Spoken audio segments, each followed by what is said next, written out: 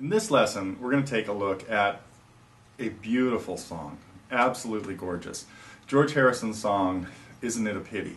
Now, this is a song that has a really interesting history, and I'm going to give you most of it right now, as a matter of fact. But we're going to play it a couple of different ways, and it's going to include the way I played it in the playthrough, which is just very similar to Imagine, which actually postdates it by a lot.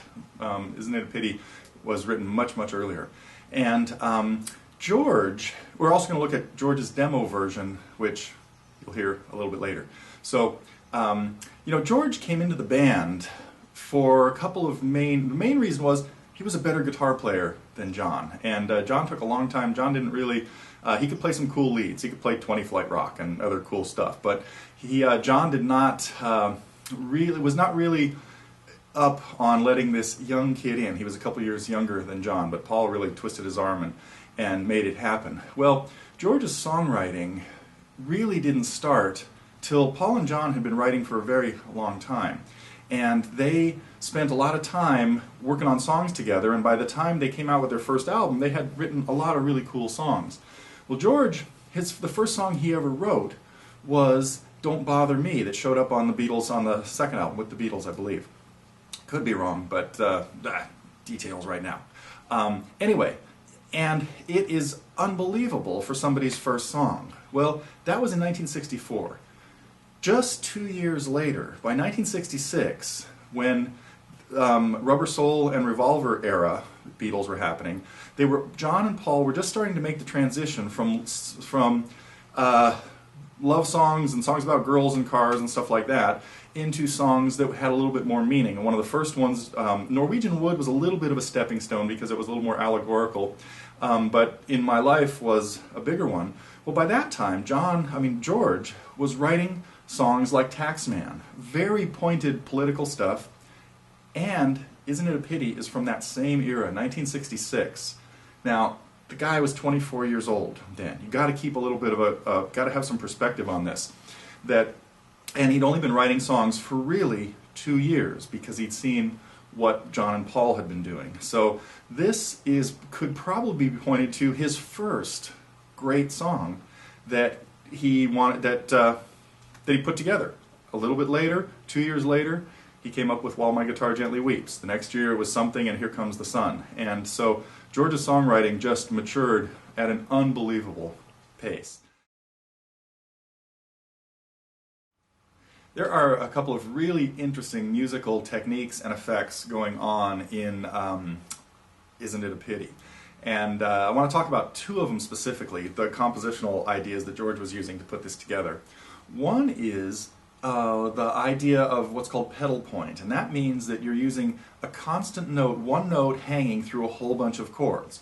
And in the first, when we play Isn't It a Pity, through the first 4 chords, actually on the second set of the same first 4 chords, at least in the key of G, we're going to keep a G in the bass the whole time.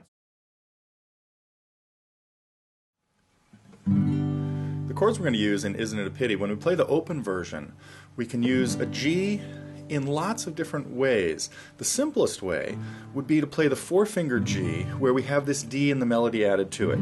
And then the capoed version, and so let me get my capo. I'm going to put it at the 5th fret now to stay in the key of G, but now I'm going to be using D shapes. And if you look at the tablature for the D shapes of chords, I've got a D, I'm going to lower the 5th.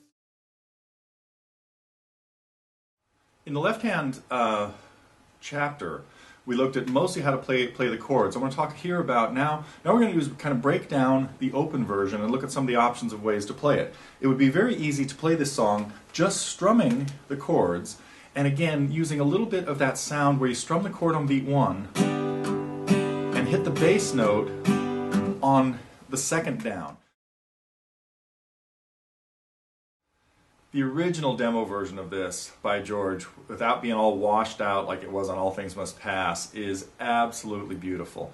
And you can find this at different places, at least audio versions of it at YouTube and stuff. But if you want to listen to it, track it down. Just search for that. But I want to show you how George originally played played this song 3 years before, 4 years before he recorded it on All Things Must Pass, and also again the way it went on the Get Back sessions recordings made from January of 1969.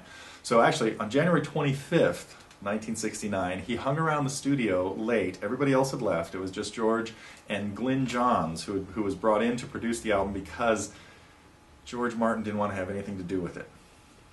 Different story. I'll save that for another day. But George Martin was not involved in Let It Be, and Glyn Johns, a kind of rookie engineer at Apple, was.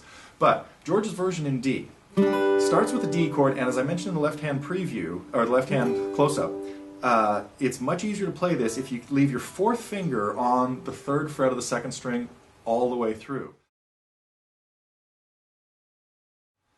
Here we go.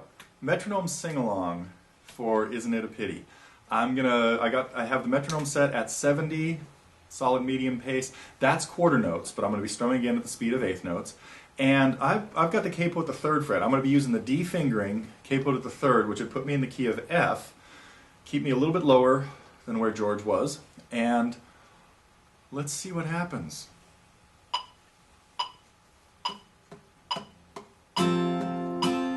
Isn't it a pity? Well, as usual, I hope you enjoyed this lesson on this beautiful tune. You know, a couple little pieces of info that I probably didn't mention earlier.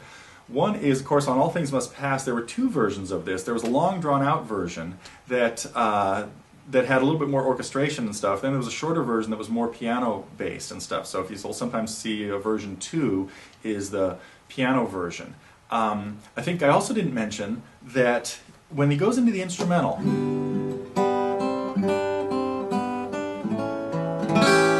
that is always the third line of the